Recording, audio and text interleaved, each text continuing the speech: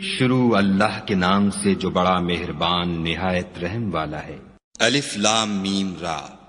اے محمد صلی اللہ علیہ وآلہ وسلم، یہ کتاب الہی کی آیتیں ہیں اور جو تمہارے پروردگار کی طرف سے تم پر نازل ہوا ہے حق ہے، لیکن اکثر لوگ ایمان نہیں لاتے۔ خدا وہی تو ہے جس نے ستونوں کے بغیر آسمان جیسا کہ تم دیکھتے ہو اتنے اونچے بنائے، پھر عرش پر جا ٹھہرا اور سورج اور چاند کو کام میں لگا دیا، ہر ایک میعاد معین تک گردش کر رہا ہے۔ وہی دنیا کے کاموں کا انتظام کرتا ہے، اس طرح وہ اپنی آیتیں کھول کھول کر بیان کرتا ہے کہ تم اپنے پروردگار کے روبرو جانے کا یقین کرو۔ اور وہ وہی ہے جس نے زمین کو پھیلایا اور اس میں پہاڑ اور دریا پیدا کیے اور ہر طرح کے میووں کی دو دو قسمیں بنائیں۔ وہی رات کو دن کا لباس پہناتا ہے، غور کرنے والوں کے لیے اس میں بہت سی نشانیاں ہیں۔ اور زمین میں کئی طرح کے قطعات ہیں ایک دوسرے سے ملے ہوئے، اور انگور کے باغ اور کھیتی اور کھجور کے درخت، بعض کی بہت سی شاخیں ہیں اور بعض کی اتنی نہیں ہوتی، باوجود کہ پانی سب کو ایک ہی ملتا ہے۔ اور ہم بعض میووں کو بعض پر لذت میں فضیلت دیتے ہیں، اور اس میں سمجھنے والوں کے لیے بہت سی نشانیاں ہیں۔ اگر تم عجیب بات سننی چاہو تو کافروں کا یہ کہنا عجیب ہے کہ جب ہم مر کر مٹی ہو جائیں گے تو کیا از سر نو پیدا ہوں گے؟ یہی لوگ ہیں جو اپنے پروردگار سے منکر ہوئے ہیں، اور یہی ہیں جن کی گردنوں میں طوق ہوں گے، اور یہی اہل دوزخ ہیں کہ ہمیشہ اس میں جلتے رہیں گے۔ اور یہ لوگ بھلائی سے پہلے تم سے برائی کے جلد خواستگار یعنی طالب عذاب ہیں، حالانکہ ان سے پہلے عذاب واقع ہو چکے ہیں۔ اور تمہارا پروردگار لوگوں کو باوجود ان کی بے انصافیوں کے معاف کرنے والا ہے، اور بے شک تمہارا پروردگار سخت عذاب دینے والا ہے۔ اور کافر لوگ کہتے ہیں کہ اس پیغمبر پر اس کے پروردگار کی طرف سے کوئی نشانی نازل نہیں ہوئی، سو اے محمد صلی اللہ علیہ وآلہ وسلم، تم تو صرف ہدایت کرنے والے ہو، اور ہر ایک قوم کے لیے رہنما ہوا کرتا ہے۔ خدا ہی اس بچے سے واقف ہے جو عورت کے پیٹ میں ہوتا ہے، اور پیٹ کے سکڑنے اور بڑھنے سے بھی واقف ہے، اور ہر چیز کا اس کے ہاں ایک اندازہ مقرر ہے۔ وہ دانائے نہا و آشکار ہے، سب سے بزرگ اور عالی رتبہ ہے۔ کوئی تم میں سے چپکے سے بات کہے یا پکار کر، یا رات کو کہیں چھپ جائے یا دن کی روشنی میں کھلم کھلا چلے پھرے، اس کے نزدیک برابر ہے۔ اس کے آگے اور پیچھے خدا کے چوکیدار ہیں جو خدا کے حکم سے اس کی حفاظت کرتے ہیں۔ خدا اس نعمت کو جو کسی قوم کو حاصل ہے نہیں بدلتا جب تک کہ وہ اپنی حالت کو نہ بدلے، اور جب خدا کسی قوم کے ساتھ برائی کا ارادہ کرتا ہے تو پھر وہ پھر نہیں سکتی، اور خدا کے سوا ان کا کوئی مددگار نہیں ہوتا۔ اور وہی تو ہے جو تم کو ڈرانے اور امید دلانے کے لیے بجلی دکھاتا اور بھاری بھاری بادل پیدا کرتا ہے، اور رعد اور فرشتے سب اس کے خوف سے اس کی تسبیح و تحمید کرتے رہتے ہیں۔ اور وہی بجلیاں بھیجتا ہے، پھر جس پر چاہتا ہے گرا بھی دیتا ہے، اور وہ خدا کے بارے میں جھگڑتے ہیں، اور وہ بڑی قوت والا ہے۔ سود مند پکارنا تو اسی کا ہے، اور جن کو یہ لوگ اس کے سوا پکارتے ہیں وہ ان کی پکار کو کسی طرح قبول نہیں کرتے، مگر اس شخص کی طرح جو اپنے دونوں ہاتھ پانی کی طرف پھیلا دے تاکہ دور ہی سے اس کے منہ تک آ پہنچے، حالانکہ وہ اس تک کبھی بھی نہیں آ سکتا۔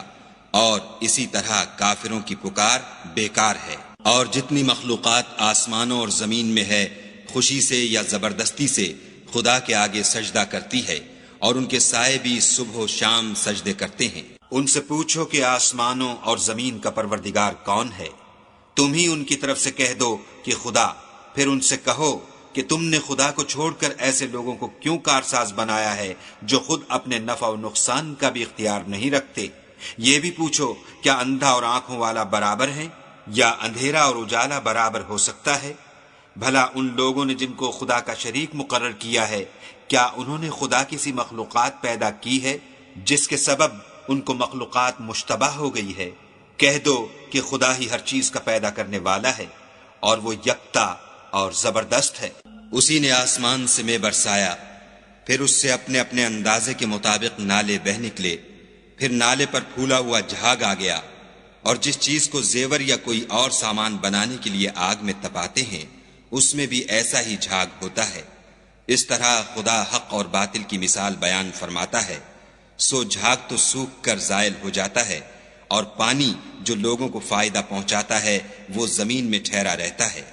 اس طرح خدا صحیح اور غلط کی مثالیں بیان فرماتا ہے تاکہ تم سمجھو۔ جن لوگوں نے خدا کے حکم کو قبول کیا ان کی حالت بہت بہتر ہوگی، اور جنہوں نے اس کو قبول نہ کیا، اگر روئے زمین کے سب خزانے ان کے اختیار میں ہوں تو وہ سب کے سب اور ان کے ساتھ اتنے ہی اور نجات کے بدلے میں صرف کر ڈالیں، مگر نجات کہاں؟ ایسے لوگوں کا حساب بھی برا ہوگا اور ان کا ٹھکانہ بھی دوزخ ہے، اور وہ بری جگہ ہے۔ بھلا جو شخص یہ جانتا ہے کہ جو کچھ تمہارے پروردگار کی طرف سے تم پر نازل ہوا ہے حق ہے، وہ اس شخص کی طرح ہے جو اندھا ہے، اور سمجھتے تو وہی ہیں جو عقل مند ہیں، جو خدا کے عہد کو پورا کرتے ہیں اور اقرار کو نہیں توڑتے، اور جن رشتہ ہائے قرابت کے جوڑے رکھنے کا خدا نے حکم دیا ان کو جوڑے رکھتے اور اپنے پروردگار سے ڈرتے رہتے اور برے حساب سے خوف رکھتے ہیں، اور جو پروردگار کی خوشنودی حاصل کرنے کے لیے مصائب پر صبر کرتے ہیں اور نماز پڑھتے ہیں، اور جو مال ہم نے ان کو دیا ہے اس میں سے پوشیدہ اور ظاہر خرچ کرتے ہیں اور نیکی سے برائی کو دور کرتے ہیں، یہی لوگ ہیں جن کے لیے عاقبت کا گھر ہے، یعنی ہمیشہ رہنے کے باغات جن میں وہ داخل ہوں گے، اور ان کے باپ دادا اور بیویوں اور اولاد میں سے جو نیکوکار ہوں گے وہ بھی بہشت میں جائیں گے،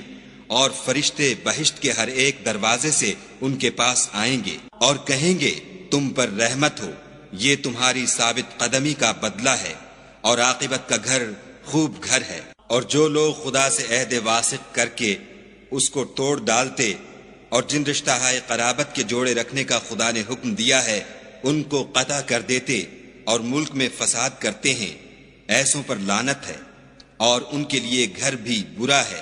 خدا جس کا چاہتا ہے رزق فراخ کر دیتا ہے اور جس کا چاہتا ہے تنگ کر دیتا ہے، اور کافر لوگ دنیا کی زندگی پر خوش ہو رہے ہیں، اور دنیا کی زندگی آخرت کے مقابلے میں بہت تھوڑا فائدہ ہے۔ اور کافر کہتے ہیں کہ اس پیغمبر پر اس کے پروردگار کی طرف سے کوئی نشانی کیوں نازل نہیں ہوئی؟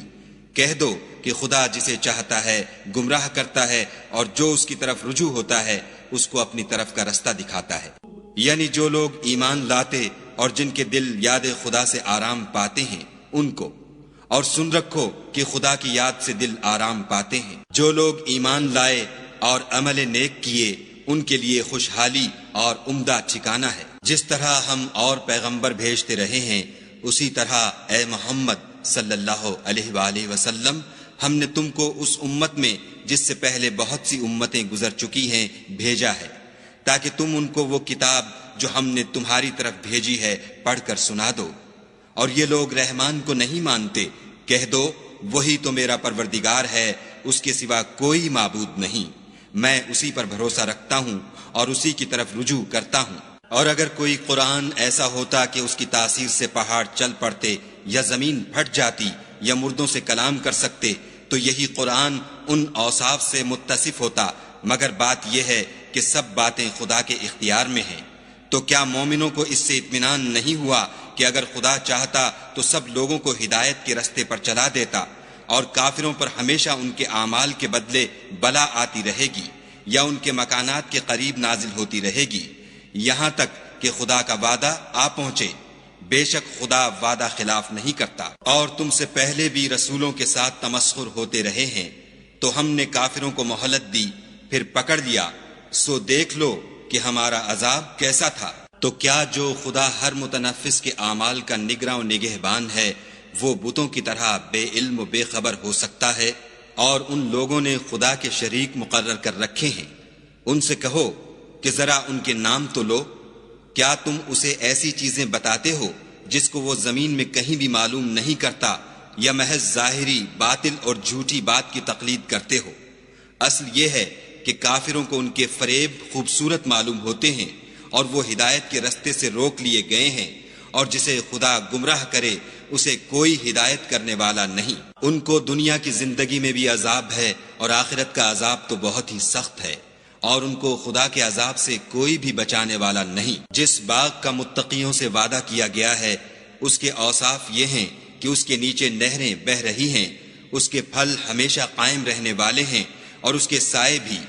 یہ ان لوگوں کا انجام ہے جو متقی ہیں، اور کافروں کا انجام دوزخ ہے۔ اور جن لوگوں کو ہم نے کتاب دی ہے وہ اس کتاب سے جو تم پر نازل ہوئی ہے خوش ہوتے ہیں، اور بعض فرقے اس کی بعض باتیں نہیں بھی مانتے۔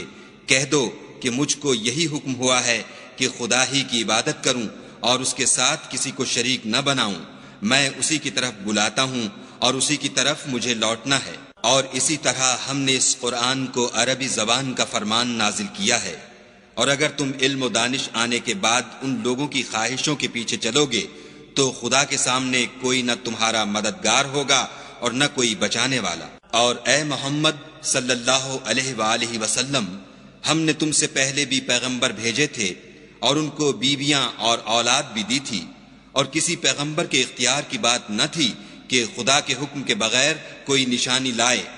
ہر حکم قضا کتاب میں مرقوم ہے۔ خدا جس کو چاہتا ہے مٹا دیتا ہے اور جس کو چاہتا ہے قائم رکھتا ہے، اور اسی کے پاس اصل کتاب ہے۔ اور اگر ہم کوئی عذاب جس کا ان لوگوں سے وعدہ کرتے ہیں تمہیں دکھائیں، یعنی تمہارے روبرو ان پر نازل کریں، یا تمہاری مدت حیات پوری کر دیں، یعنی تمہارے انتقال کے بعد عذاب بھیجیں، تو تمہارا کام ہمارے احکام کا پہنچا دینا ہے اور ہمارا کام حساب لینا ہے۔ کیا انہوں نے نہیں دیکھا کہ ہم زمین کو اس کے کناروں سے گھٹاتے چلے آتے ہیں، اور خدا جیسا چاہتا ہے حکم کرتا ہے، کوئی اس کے حکم کا رد کرنے والا نہیں، اور وہ جلد حساب لینے والا ہے۔ جو لوگ ان سے پہلے تھے وہ بھی بتہری چالیں چلتے رہے ہیں، سو چال تو سب اللہ ہی کی ہے۔ ہر متنفس جو کچھ کر رہا ہے وہ اسے جانتا ہے، اور کافر جلد معلوم کریں گے کہ عاقبت کا گھر یعنی انجام محمود کس کے لیے ہے۔ اور کافر لوگ کہتے ہیں کہ تم خدا کے رسول نہیں ہو۔ کہہ دو کہ میرے اور تمہارے درمیان خدا اور وہ شخص جس کے پاس کتاب آسمانی کا علم ہے گواہ کافی ہیں۔